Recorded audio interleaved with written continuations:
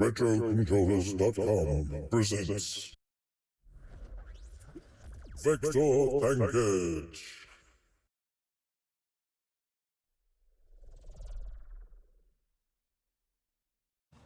Hi, I'm Sean. If you don't know me, I'm the guy behind RetroControllers.com, creators of the Lunar Lander controller for Vectrex and PC, and our latest controller, which we're talking about today, which is the Vector Tankage twin stick for games such as Battlezone.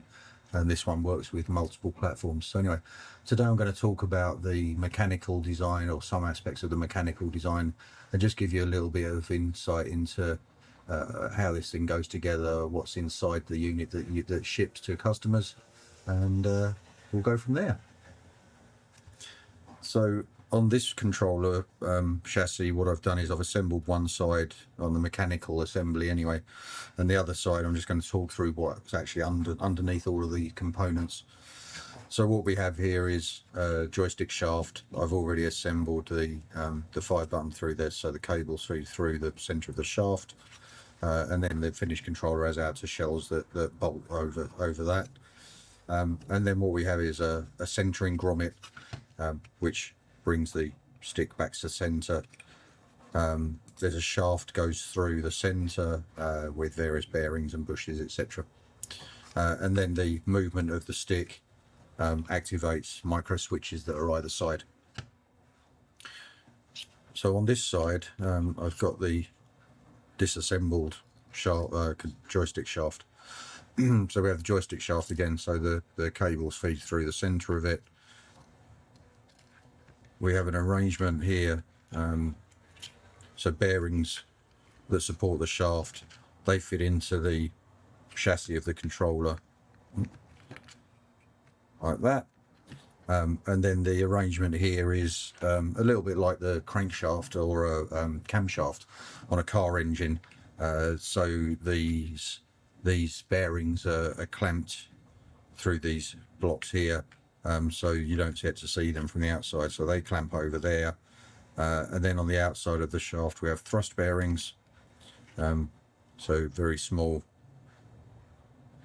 thrust bearings. And then on the other side we have another thrust bearing,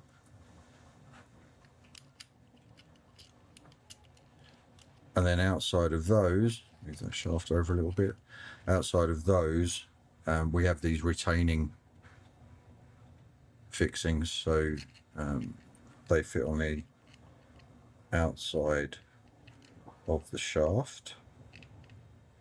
Let's do that up loosely, and this obviously stops the shaft coming out, and also stops the bearings falling off. And you might be thinking that seems a lot of overkill for a game controller, and to be honest, it is a little bit overkill, but I like to over-engineer things because I don't know what the customer is going to do with it in terms of abusing the controller, and whether they're going to be a gentle game player, or whether they're going to be going crazy with the thing. So with this design, for me, it was important that I make it really strong. This is really strong. I've given it lots of abuse trying to break it and haven't managed to yet. And yeah, it works really well. So there we have it. That's the simple mechanical design for the actual joysticks themselves. And then over the top of that piece there, you obviously have the centering grommet, which is a flexible filament. All of this chassis is 3D printed with ABS filament. This is a TPU flexible filament for the centering grommet. Very similar sort of approach to what Atari did with Battlezone controllers in the arcades back in the 80s. And then over the top of that you get these fixing pieces, and then screws that go through those, and that they screw down through there and clamp all of this together, so you end up with a finished piece that looks like that, with all the bearings clamped inside. So there we have it. That's the basics of the joystick mechanical design, and how it goes together. In the next video I'll talk a little bit about the electronics side of things, and explain how it works under the hood from that side of it. So until then, have a great day, and hope you enjoyed this.